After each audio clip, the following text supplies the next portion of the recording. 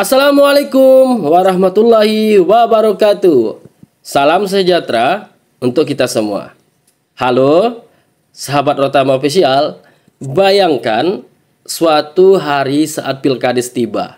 Yang maju sebagai calon bukan lagi orang yang kalian kenal. Bukan tetangga, bukan tokoh desa, tapi orang asing yang bahkan belum pernah tinggal di desa kalian.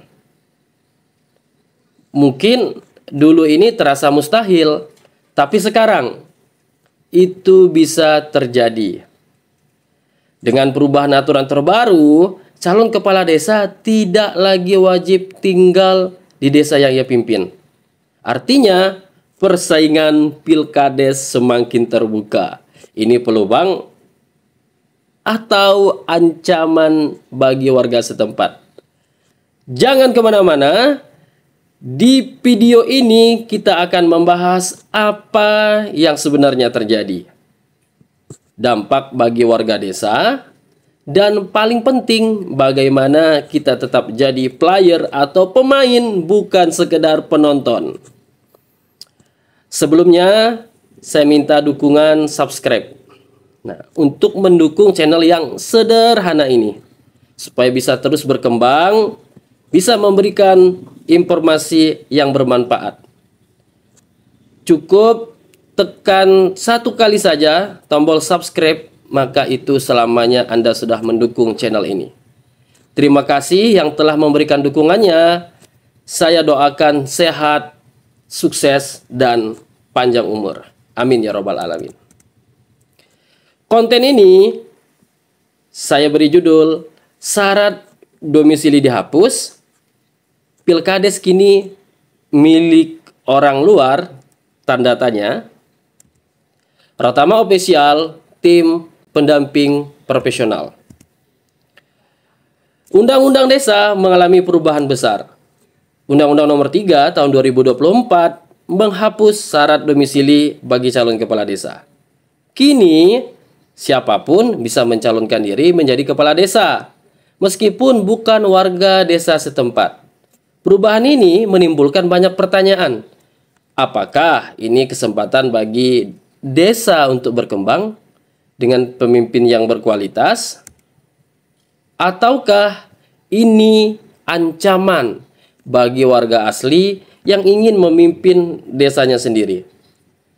Satu hal yang pasti, persaingan Pilkades akan semakin ketat. Jika warga setempat tidak siap, bukan tidak mungkin mereka hanya akan menjadi penonton di desanya sendiri. Tapi, apakah ini berarti kita harus menolak calon dari luar desa? Tentu tidak. Justru, inilah saatnya bagi warga desa untuk bangkit, mempersiapkan diri, dan memastikan desa tetap berkembang dengan pemimpin yang benar-benar peduli. Syarat lengkap calon kepala desa dalam Undang-Undang Desa Nomor 3 Tahun 2024. Menurut pasal 33 tahun Undang-Undang Nomor 3 Tahun 2024, berikut adalah syarat untuk menjadi calon kepala desa. 1. Warga negara Indonesia. 2. Bertakwa kepada Tuhan Yang Maha Esa. 3. Memegang teguh dan mengamalkan Pancasila serta setia pada Undang-Undang Dasar 1945 dan NKRI. 4. Minimal lulusan SMP atau sederajat. 5. Berusia minimal 25 tahun saat mendaftar. 6. Bersedia mencalonkan diri sebagai kepala desa. 7. Tidak sedang menjalani hukuman pidana penjara. 8. Tidak pernah dijatuhi hukuman pidana 5 tahun atau lebih, kecuali sudah 5 tahun setelah bebas dan mengumumkan secara jujur kepada publik. 9. Tidak sedang dicabut hak pilihnya oleh pengadilan. 10 sehat secara fisik dan mental. 11 belum pernah menjabat sebagai kepala desa selama 2 periode. 12 memenuhi syarat tambahan yang ditetapkan dalam peraturan daerah. Perubahan utama dibandingkan dengan undang-undang sebelumnya: 1. Syarat domisili dihapus. Yang sebelumnya itu minimal bertempat tinggal atau berdomisili di kampung yang akan tempat mencalon kepala desa itu minimal 1 tahun. 2. Masa jabatan maksimal dikurangi dari 3 periode menjadi 2 periode. Tapi kalau yang dulu itu 1 periode 6 tahun, kalau sekarang 8 tahun. Artinya orang luar desa bisa ikut mencalonkan diri dan bersaing di dalam pilkades. Namun ini bukan sekedar ancaman, ini adalah kesempatan bagi warga desa untuk lebih siap dan membuktikan bahwa mereka juga mampu menjadi pemimpin yang lebih baik. Apa yang bisa dilakukan warga setempat? Jika warga desa tidak ingin menjadi penonton, mereka harus melakukan perubahan. Bukan dengan menolak calon dari luar, tetapi memperkuat kualitas diri dan mempersiapkan pemimpin terbaik dari dalam desa. 1. Jangan apatis ikut terlibat dalam pilkades. Pilkades bukan hanya tentang memilih pemimpin, tetapi menentukan arah masa depan desa. Jika warga desa masih pasif dan tidak peduli, maka orang luar lebih siap bisa dengan mudah menang dan memimpin desa. Bagaimana caranya? A. Ikut serta dalam diskusi dan sosialisasi pilkades. B. Pelajari visi dan misi calon kepala desa. C. Gunakan hak pilih dengan bijak. Pilih yang terbaik untuk desa. Cara kedua, dukung putra desa yang berkualitas. Tidak masalah jika ada calon dari luar, tetapi desa juga harus memiliki kader yang siap bersaing.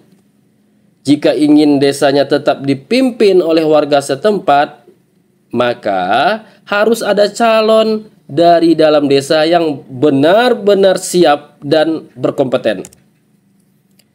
Caranya: A. Dorong warga desa yang punya visi dan integritas untuk maju.